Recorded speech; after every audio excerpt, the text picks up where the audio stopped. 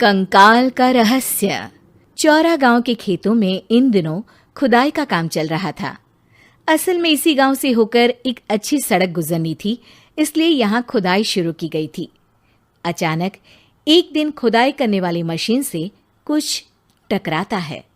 बाद में जब खोजबीन की जाती है तो वहां से 2 कंकाल मिलते हैं। पुलिस गांव के लोगों से पूछताछ शुरू करती है। आप लोगों को क्या लगता है ये किसके कंकाल हो सकते हैं?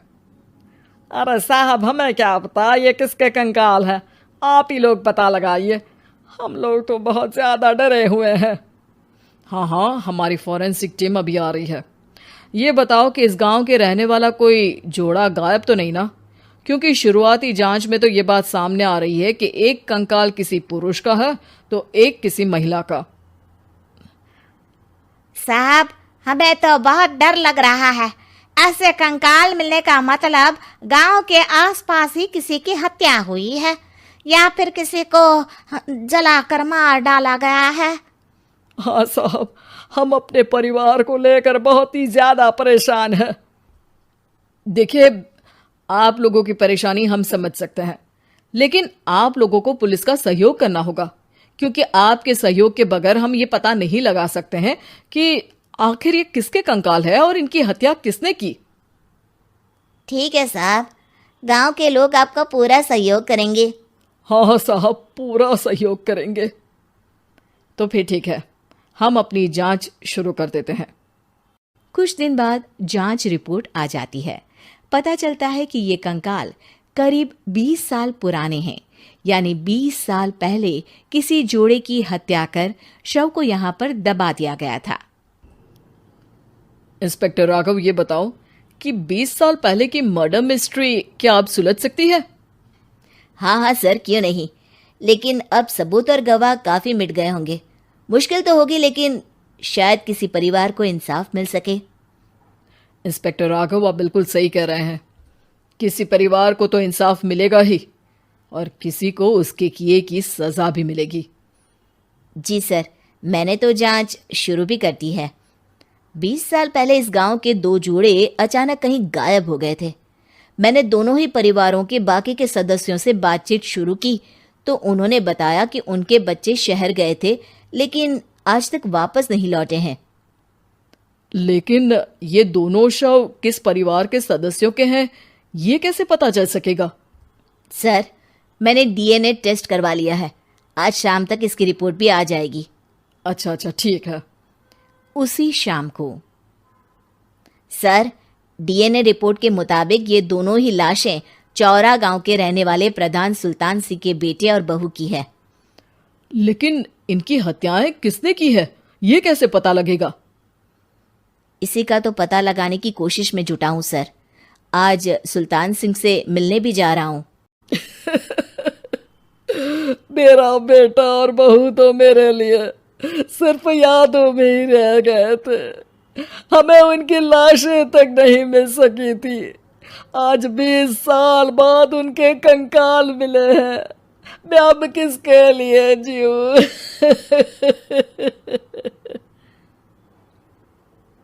लेकिन सर, क्या आपकी किसी से कोई दुश्मनी थी? अपने बेटे बहू की हत्या के लिए आप किसे जिम्मेदार मान रहे हैं? अब मैं किसका नाम बोलूं? मेरी तो किसी से दुश्मनी नहीं थी, बस मेरे बेटे बहू को कोई वापस ला पाता।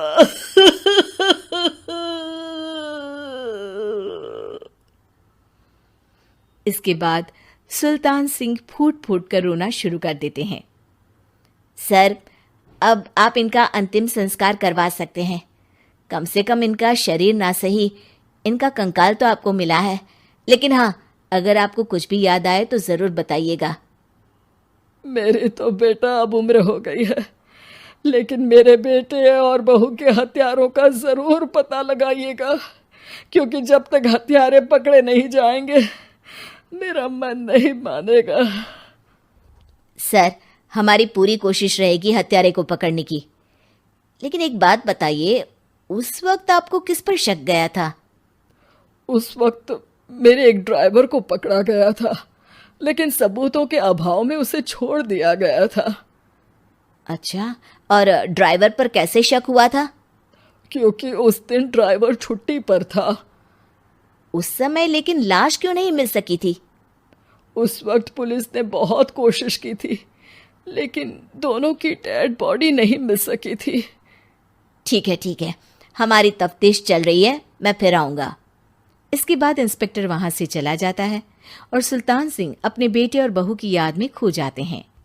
कुछ दिन बाद सुल्तान सर, एक बात बताइए, जब आपके बेटे बहू की हत्या हुई थी, उसी के आसपास आपके ही गांव का रहने वाला एक और जोड़ा उसी वक्त गायब हो गया था ना?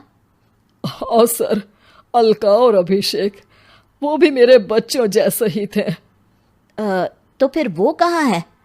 उनका भी आज तक पता नहीं चल सका, लेकिन बताते हैं कि कुछ साल पहले अभिषेक को गांव के ही किसी आदमी ने मुंबई में देखा था, लेकिन फिर वो गायब हो गया। यानी अभिषेक और अलका की हत्या नहीं हुई थी, बल्कि उन्होंने किसी वजह से खुद ही गांव छोड़ दिया था। हाँ, हो सकता है, क्योंकि अभिषेक मेरे बेटे संतोष का अच्छा दोस्त था और उसका मेरे घर भी आना जाना लगा रहता था। हो सकता है कि उसने मेरे बेटे और बहू के बारे में सुन लिया हो और ये गांव छोड़ दिया हो सकता है। उनके परिवार का कोई अब नहीं रहता क्या इस गांव में? अब तो कोई नहीं रहता। एक चाचा थे, लेकिन उन्होंने भी अपना पुश्तैनी मकान बेच दिया है। वो भी अब कहीं शहर में ही बस गए हैं। ओह, अभिषेक और अलका के बारे में भी पता लगाना होगा। हो सकता है कि वही इस हत्या के बारे में कुछ बता सके। हो तो सकता है, लेकिन वो बेचारे तो खुद ही वक्त के मारे थे, वो क्या बताएंगे। फिर भी सर, जब केस दोबारा खुला है तो जांच तो करनी ही पड़ेगी, और इस बार तो लाशें भी बरामद हुई है। कुछ दिन तक लगातार तफ्तीश चलती रही। एक दिन थाने से सुल्तान सिंह को फोन आता है। हाँ, कौन बोल रहा है? सर, मैं कांस्टेबल तुलाराम बोल रहा हूँ थाने से। आपको थाने आना पड़ेगा। थाने? लेकिन क्यों? सर, किसी की पहचान करवानी है। अच्छा ठीक है, मैं दोपहर तक पहुंचता हूँ। सुल्तान सिंह दोपहर में थाने पहुंचता है। कई पुलिस के अधिकारी वहां मौजूद रहते हैं। सर, आपके बेटे की हत्या का रहस्य आज शायद सुलझ जाए। अच्छा इंस्पेक्टर राघव, पर वो कैसे? सर, उस आदमी को देखिए, क्या वही अभिषेक है? सुल्तान सिंह की आंखों में हैरानी से आंसू आ जाते हैं। हाँ सर, यही अभिषेक है। ये आपको कहाँ से मिला? सिर्फ अभिषेक ही नहीं, बल्कि इसकी पत्नी अलका भी इसके साथ है। मैडम, जरा अभिषेक की पत्नी को लाइए। जैसे ही अलका को पेश किया जाता है, सुल्तान सिंह जमीन पर गिर जाते हैं। सुल्तान सर, क्या हुआ आपको?